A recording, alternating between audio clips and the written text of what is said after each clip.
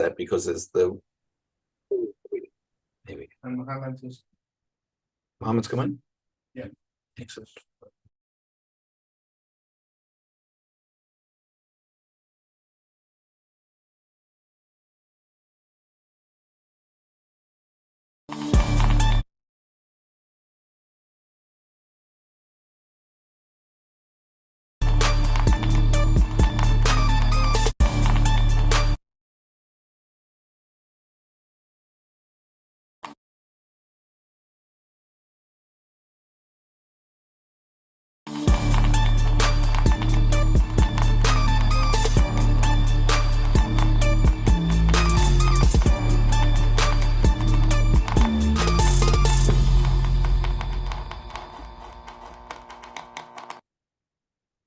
Hi, everybody. My name is Scott Hillier, independent film director and president of the ECU Film Festival Group, which encompasses 4 film festivals. The ECU, the European Independent Film Festival, which has just happened here in Paris. The All Asian Independent Film Festival, which will be happening later on this year in Cambodia, Phnom Penh. The All African Independent Film Festival, which happens in Kigali, Rwanda. And the All Americas Independent Film Festival, which will be taking place in Mexico City in August. Welcome to another edition of ECU Friday Live, and it's a very, very exciting one today. We'll be talking to 7 filmmakers and 1 scriptwriter who are all award-winning creatives from ECU 2026. It's going to be a great pleasure to talk to them. We've got some question and answers as well to come in live off our YouTube channel, as well as the ECU crew here in the office in Paris. But before we kick off, I'd like to just take us back a couple of weeks, and I'm going to play the sizzle reel from ECU 2026.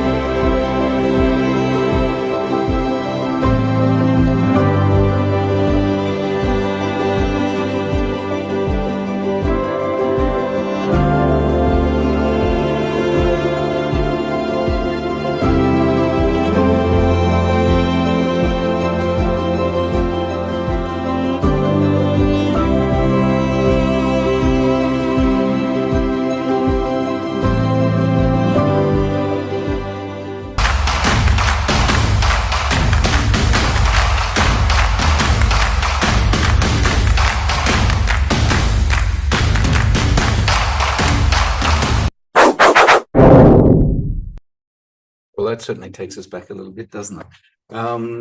Goose pimples, just watching that again after such a great weekend and at ECU here in April. But let's move on to these creative people that we'll be talking to today.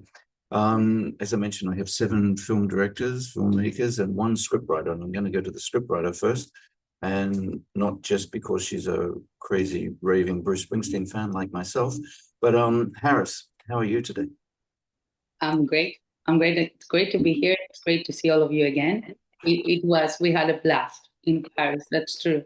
We did have a blast, and thank you very much. Harris, just a little bit about you before we start talking about your script. I'm a screenwriter. I live in Athens, Greece, and I write weird fantasy features about women of a certain age. And I like to put women of a certain age center in my stories because I think we become invisible as we get old. And it's time to change that, you know? Life is brilliant, vibrant, no matter how old you are. And I want to showcase this. What I mean, very admirable, and I think you're unfortunately very true in what you say. What is your writing process? How do you do you sit down, or do you have crazy thoughts in the middle of the night, or do you be very regimented? Crazy thoughts, yes. Thankfully, not in the middle of the night. I love sleeping so much. I would hate that. But yeah, crazy thoughts come, and the first way to sort them through is not to write them down. So if a story sticks, if you become obsessed with it, that's a good first indication that you need to write this down. And then it's a process. It depends on the story, really. Every story is different. So there is some, you know, some outlining before I get started. I need to know how I'm gonna end this before I start. I need to know uh, what the major beats will be down the road. But I don't do much because I need to be surprised by the material. And then it's a process of the first draft, getting feedback, getting back again, until you're happy with it, I guess. Yeah, that's a great thing. I love what you just said about get the ending before you start, because there's so many films that come to ECU over the years, and they just don't. It never gives a fulfilling end. And I think that's the very, very good advice for anybody writing a story, or telling a story in a bar, or making a film, is just know the ending, because you don't want to cheat your audiences out of a good ending, and to waste their time and to get somewhere and go, oh yikes. Tell us a little bit about the scripted one here at ECU. Um, the script is called The Present, and it's about a widow stuck in her grief who tries to take her own life on Christmas Eve and wakes up in a room with these 2 strangers in a weird realm overseen by Santa, where she has to deliver 3 presents to get back home. It's it's a study on grief, a little unorthodox maybe, um, with a lot of imagination, and it combines something that is beautiful, like a Christmas, the Christmas spirit, and giving presents is always such a happy thing, to experience and to do, with the most difficult thing in the world, the grieving process that we all at some point have to go through. And it became this thing. Well, Harris, it's happened several times here at ECU over the years that scripts have been turned into films and been accepted into the official selection. And we've even had one that ended up winning Europe's Best Independent Film. So I'm looking forward to seeing The Present in its film form at some stage soon. So wishing you great luck with it. And again, your presence at the festival was great. You brought a lot of life to the party. Thank you so much for everything. And thank you for being a Springsteen fan. I felt like right at home. I wouldn't be the person I am today without Mr. Springsteen. So great. Okay, we're going to move on to another attendee of ECU 2026 and a very talented filmmaker, Joshua Muller. Joshua, how are you doing? Huh? Hey Scott, how you doing? I'm doing well. Excellent, excellent. Joshua, tell us a little bit, for those uninitiated to you, tell us a little bit about you. Well, I'm Josh, and I am the writer and director, or one of the writers and the director of Clocking Out. the short film that won, I think, the Audience Award, which was very, very awesome. One of the greatest feelings I've had in forever. And yeah, it's basically just, as I said once before, a roller coaster ride, and it kind of we're like with this lady that is just finishing off work and just wants to get home, and then at some point she gets yeah, pulled over by, I guess, a police officer. That's what he says. And yeah, she obviously does not trust the situation, and that's basically the conflict of the movie. And yeah, I just kind of wanted to create this sort of urban legend, you know, like you're watching something you think you know, but you don't know. And one of the biggest things I love is to create a story where the audience has the feeling that they are in control, and then take that control away from them. And yeah, that's basically clocking out for me. I love I have a statement here. It's like, I want viewers to feel the same subtle psychological pressure as the protagonist, that sense that something is wrong long before you can explain why. So I like the fact that you get into your viewers, your audience's mind. That's great. We love the film, obviously, and the audience did as well, which is why you got the Audience Award. Just tell me a little bit, Josh, about why it's important, why film festivals are important to filmmakers. Well, I think one of the most important thing is you get immediate feedback.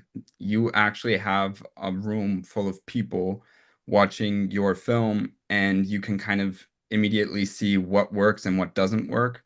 Like if you have humor in a movie that is maybe like a thriller, and you have to see, does this feel uncomfortable? Is this the exact right amount of humor? Is it scary enough? Does your movie work at all? And I think that that is a really, really good thing. Also, you get to meet really, really great artists out there.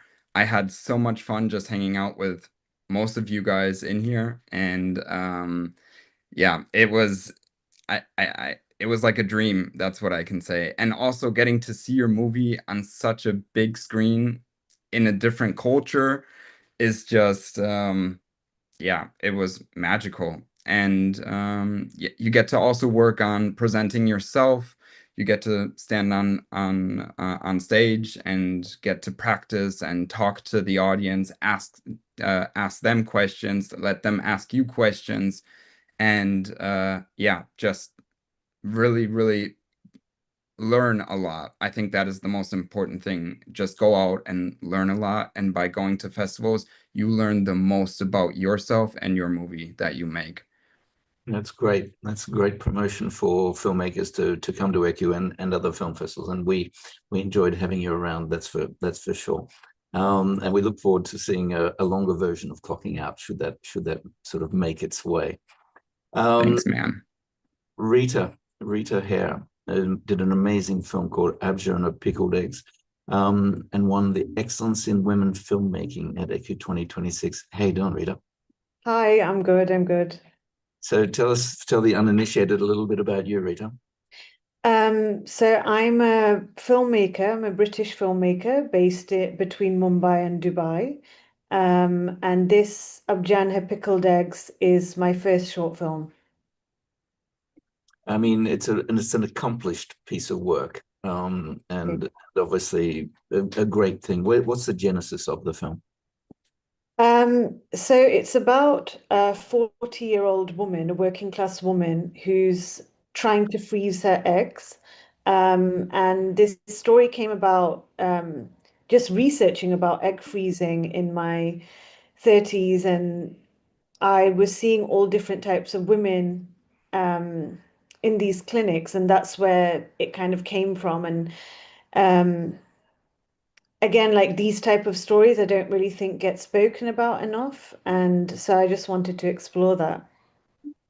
No, it was great, and I think the exploration was very, very impressive, and the fact that you were talking about something that people weren't quite sure where it was, and stuff like that. So it went over very, very well at the festival, and I think that I can't wait to see your next film. But following up on the question I asked Josh, how important is for filmmakers to attend film festivals, and how was your time at ECU?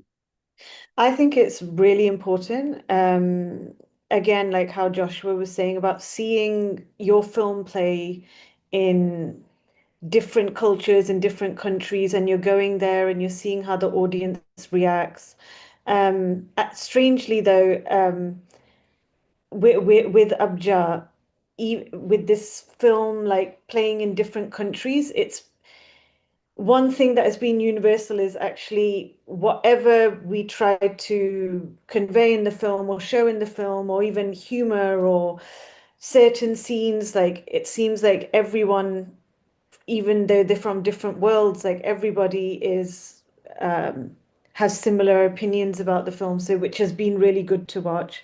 And just coming to Paris has been really great. Like all of the different filmmakers that I've met, um, speaking with them, learning from them, how they've come to make their films, and everybody's so collaborative. Like if people kind of knew that I'm making my next short, they were giving me advice, giving me DOP suggestions, sound, this and that. So it was great. Yeah, I loved it. I love being in the space in Paris, yeah, with everyone. Well, you're most welcome. And as I said to everybody at the festival, and I will say to again now to everybody on this podcast, that when you're with us, you're with us for as long as you want, because we're going to ask you to help us select the official selection for next year. Great work. Thank you. So next we're going to talk to Reza Mazadeg. Reza did an incredible film called Incubus, and it's so incredible it won Europe's Best Independent Film in 2026. Reza, how are you? Thank you very much. Thank you very much. Thanks again for the invitation, and thank you so much again for the award for the Well, it's very well deserved. Your film sort of was a bit of a resounding success here at the festival, and unfortunately you weren't here, but the audience loved it, we loved it, and obviously that's why you got the big award. So Reza, tell us a little bit about you. Yeah, I'm Reza. I was born in Iran. We fled to Germany when I was a kid, and then I grew up in Germany, and yeah, what else do you want me to tell? Well, I think one thing I do want to talk about is because it was a very ambitious film, and I could see that from the very, very beginning. Tell us, there wasn't the easiest film for you to make because not many people believed in what you were doing. Absolutely. It was a very tough way. When I read the script the first time, I was like, wow, I love it. But on the same side, it's impossible to realize it with the low budget we had. And then we were sitting for a long time with the writer, Ronya, and figuring out how we could make it possible, and how we could fix the script in a way to make it from the budget side possible to shoot. And it was our graduation film, and our school said no. We had one broadcaster which finances some of the movies, some of the graduation movies, and they went out. They said it's impossible to make this film in a student context, so we are out. And then we even had less money. And but we kept fighting. We kept changing the script in a way that it's possible. We kept driving through whole Germany to find a location where we can shoot the whole thing in one location and without location movings and so on, because we needed to be efficient. And at the end, everybody was saying it's impossible. We really tried, we did it. And the same broadcaster which went out and said, no, it's impossible. Now they bought the film and it's coming, and it was in their on their streaming platform. So at the end, I think some things are possible, even though the business says is not what it is. Well, that's what I admire so much about independent filmmaking, because everything's possible. You just have to make it possible. And nothing. And I have to say, very important is also really we have a crazy crew. I always call it the pirate crew. We are pirates, It's like we go out and we discover new continents, and we have a crew which is they're crazy people, you know, like I look into their eyes and I sometimes I see like, hey, come on, why are you here? You know, it's what we are doing is impossible. And it's, but I think at the end is the energy of the whole crew and team and cast and everybody, you know, everything comes together and builds this big energy, and then everything is possible, because I think it doesn't matter in which position, but if you work with people who love really films, and it's not about filmmaking, I think it's about loving films. And if you are surrounded by people who do, then, or who does, then everything is possible. The pirate crew, I love that. Yeah, absolutely. That's I how- love surrounding myself with crazy people, because when you have a crazy idea that you think, maybe not, people like go, well, let's go, let's try it. Absolutely, absolutely. That's And what can happen? In worst case, you fail, and then you have to build a new ship and go out again. You know, so that's how it is. love it, love it. Yeah, crazy people. I've surrounded myself with them over the years, and they make my life just a little bit easier. Great. Next, we're going to move on to Mohammed Nikzad, who did an incredible film called The Third Dream, which won Europe's the best non-European independent dramatic short. Mohammed, how are you? Hello, I'm fine. Thank you for having me. Excellent, excellent. Mohammed, for those who don't know you and didn't listen to our last podcast with you, tell us a little bit about you. Yeah, of course. Well, I'm Muhammad. I'm based in Iran, Tehran, and academically, I was trained to be a pharmacist, but I had a desire to become a filmmaker. So, and my first experiences in making moving images was making teasers and promotional teasers for pharmacy seminars and these kind of things. And I enrolled in Carnegie Institute, which is an institute of art and culture, and I learned filmmaking there from Shahram Mokri, one of the most um, creative directors, Iranian directors, and I was trained there. I made two short student films, and after that, I was graduated from the institute. I made my first professional short film, which is The Third Dream. Mohammed, well, I think you can consider yourself one of the great Iranian filmmakers now. You've been awarded at an international global event. So, Thank you. you know, we're constantly surprised and amazed about the quality of the films that we have from Iran. We had 2 in competition this year. Last year we had 2 as well, I believe, and we've remained very good friends with the director and the actress of that. But I know myself that making independent film is not an easy business, but I would sense that it's really, really hard from Iran. Tell us some Yeah, obstacles that you face. yeah, independent filmmaking, all over the world is a very demanding job, because you have to manage all the things of the filmmaking process on your own. But it gets really trickier when you are making independent film in Iran, because first of all, you need license if you want to shoot a film in Iran, and license is given by Islamic governance ministry, which is really hard to get that license. You have to write the scripts that they like, and usually we don't like. So the only way to make your film is without license. And without license, it's get real tricky, because you have, for example, we had RELF camera with ourselves, which is a big camera, and we went to the desert, and if the police caught you, and you have to show them license, and if you don't have license, they get the camera, and each day of they get the camera, do you have to pay the rent for the camera, and you may be bankrupt, you know. Yeah, it's really hard, and you have to be careful of everything, be careful of your script, the dangers that may come to your cast and crew and even their families.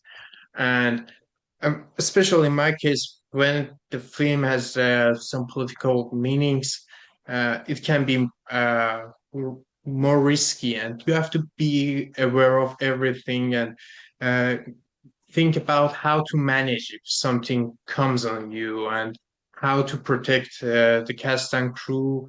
And that's why this kind of story come to mind. It's somehow an integration, and somehow it's psychoanalyst session. So if they get me, I say that I don't know anything about politics. It's just a psychotherapy session. I don't know what you're saying.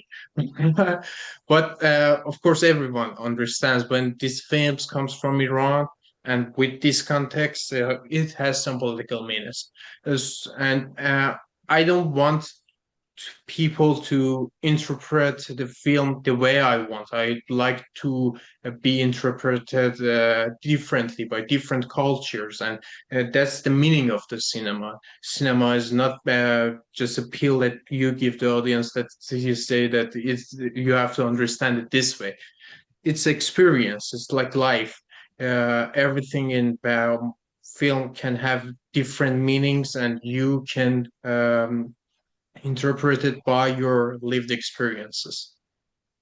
Oh, Reza, Mohammed, you're not only just a talented storyteller and filmmaker, but you're also adding in a very, very hefty dose of bravery. So we salute that, and I cannot wait to see more of your work. It's just really, really incredible. Thank you. Next, we're going to move on to Ronan Elder, who was a crazy, crazy young man who made a fabulous, eye-poppingly interesting music video, which got a jury mention here at ECU 2026. And we had the pleasure of meeting and hanging out and stuff like that. And you're also preparing for a really big event in a couple of days. Yeah, in 6 days now. Yeah, I'm going to be married in 6 days. Nothing to do with filmmaking, but yeah, exciting. Well, I'm guessing that somebody's going to take a film of it, so there will be a bit of filmmaking involved. Yeah, that's true. That's true. Yeah. Ronan, tell us a little bit about you. Yeah, I'm a French-Israeli filmmaker based in Berlin, and it's hard to say. Yes. To keep it simple, I'll just say that. But I've grown up in lots of different places, and this kind of multicultural background has influenced a lot of my work in some ways or another. But now I'm based in Berlin, and I specialize in writing and directing. In the last couple of years, I've mostly done music videos, but now I'm getting back into commercial work and fiction work. Right. Ronan, the thing about you, and I've only seen one of your music videos. The thing is that you have an opinion. You can opinion. I don't like wishy-washy films by anybody. So tell us a little bit about Bush. Sure. I mean, Bush is a film. I mean, it's a music video that was made with the artist Dornica, and she's an Iranian American filmmaker artist, and a lot of her music is politically driven, and this one is about hair, about bushes, and like bringing back the bush, as she says in the song. And it's a commentary on how there's a lot of body shaming in our current zeitgeist, and it's a celebration of hair and something. And like the idea behind the music video was to celebrate hair and to show it in ways that you don't normally see it, and to do that in a way that was also celebratory but also humanizing. Well, I mean, the good thing is you've got a good set of hair as well, man. So good thing. If you were bald, I think we'd have a credibility issue with the film. But tell us a little bit about why film festivals are important and a little bit about your experience at ECU. Sure. I think film festivals are very important, and just for one big reason is that they're very inspiring.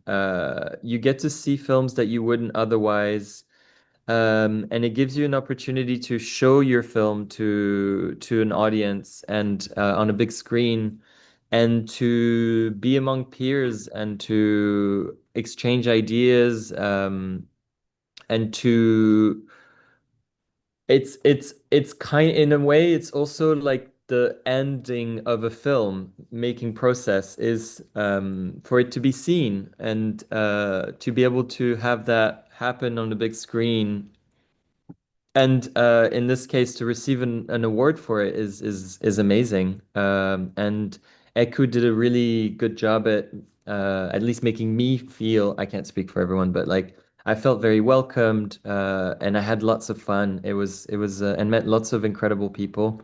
So it was yeah, it was a great experience. Well, we had a most excellent experience having you here, that's for sure. I'm going to move on to Marwan El Shafi, who won the Ahmed Kadir Award for Excellence in Arab Filmmaking, an award that I hold dear to my heart because it's named after a producer I made some films with and who left us too soon. He made an amazing film called I Owe You a Touch. Marwan, how are you, man? How are you, Scott? How everything? It's nice to see you again and to see you, all of these talented filmmakers. Thank you so much for having me today. It's a pleasure. You're a very inspiring, talented filmmaker yourself. Marwan, why don't you tell us a little bit about you? Okay, I'm Marwan El Shafai. I'm Egyptian. I'm an Egyptian filmmaker with more than 10 years background in film distribution and sales. Uh, I have been working in distribution and sales in different aspects and countries in the region. Now I'm based in Riyadh, Saudi Arabia, and my I Owe You a Touch is my first short film, and it was amazing feeling to have this award. And this is, as you mentioned, Scott, touches your heart. I'm gonna tell you more a very very emotional story. Like 1 week ago, I received a message on Facebook from Ahmed Khidr brother. Uh, he told me I was searching for who is the winner of my brother's award under his name, on under his mention contribution in EQ 2026, and I was very happy that an Egyptian filmmaker won my brother's award in the festival.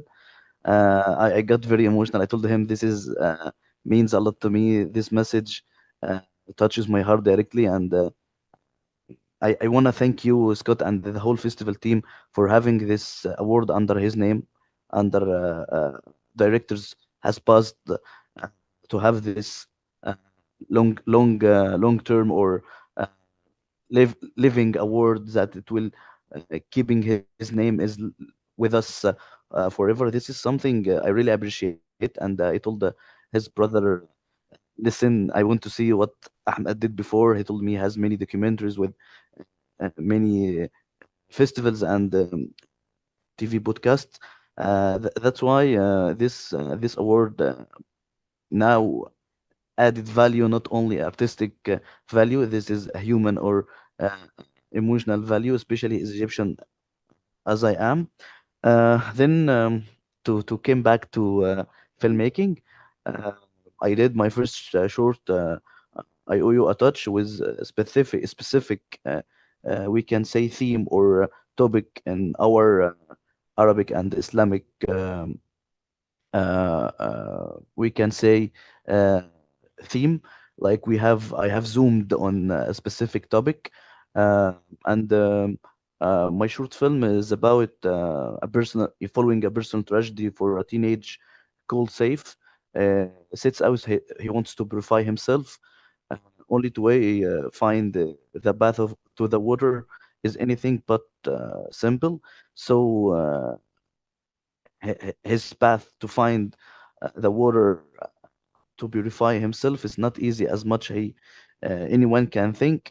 and this is a specific situation in our Islamic and Arabic topic, and it was amazing to having the film at the festival and to hear the feedback audience, because one of my fears and my doubts in the beginning, how the European audience will understand and will get my short film, and suddenly I was impressed by many people coming to me and say different aspects.